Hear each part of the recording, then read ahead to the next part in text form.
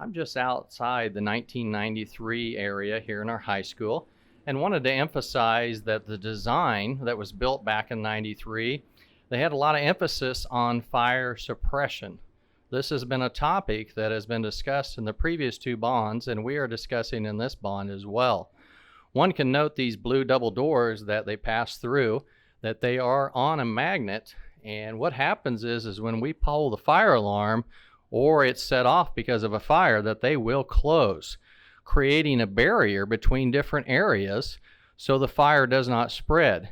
As we move backwards here, I want to show you that the 1993 edition is kind of like an L-shaped, and they divided this area into 5 different areas that would be quarantined if we have a fire. Those are great ideas. All these walls that are here were designed to be a fire barrier for 3 total hours. One thing that we have been working with the powers that be, meaning ISO and the fire marshal, as well as our architects, is that we do not have adequate water up here at the high school.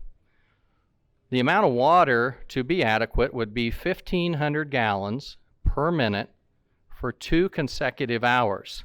They want to make sure that if we do have a fire, that we're able to fight it and stop it as soon as possible and have the least amount of damage.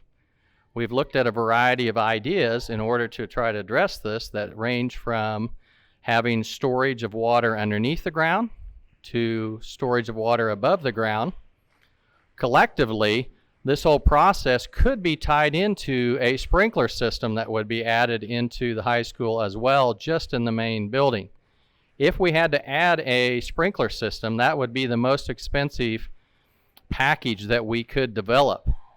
We're happy to say right now that as we continue to educate ourselves to address this the best way possible, it looks like we might be able to skip that step. However, in the grand budget for this process, we're looking about $700,000 in order to create a solution. Those are going to be some things that we are working over the next 4 to 5 weeks before we finalize it. However, we know that we do need to address this problem so our buildings could be handled properly if we have a fire, as well as we have run into some challenges finding insurance to cover our buildings that if we do not have proper fire suppression. So look for more information in the near future to address that very topic.